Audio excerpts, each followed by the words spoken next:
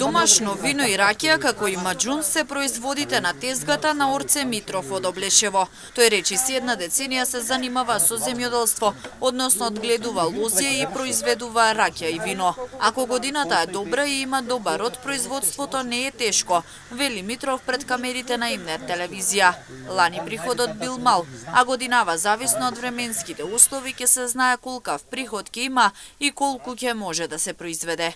Тешко се произведе ако се роде. Веќе последните 2 години приходот беше помал ради сушите, ради тие работи и инаку не се расипува таа роба, нема проблем. Шом се веќе направи вино и ракија, тоа може да стои повеќе. Прв пат слано удари малку по 2-3 ластара оштети, ама не е тоа многу значено.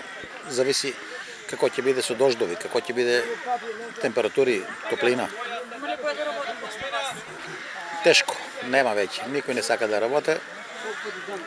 Полето нема многу луѓе, малку има движење по нивите. Митров има и насади сореви и бадеми. Вели од минатата година плод нема, па се надева на добра берба оваа година.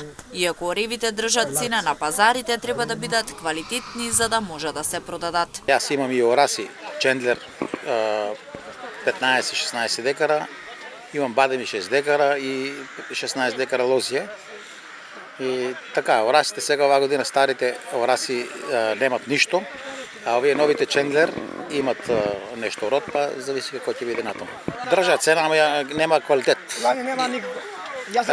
Ради тоа што многу голема топлина, кој беше 43 степена, орал кој беше изложен на сонце без лист да го покрие, без сенка, беше стопен како писа да го горе, како огњ да го горел.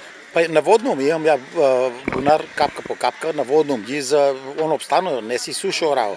Значи, ама самиот плод веќе има последици. Цената на домашните производи на тезгата на Митров на пазарот во Облешево се достапни за џебот на граѓаните. Цената иста со години наназад и токму затоа виното и ракијата се трошат постојано.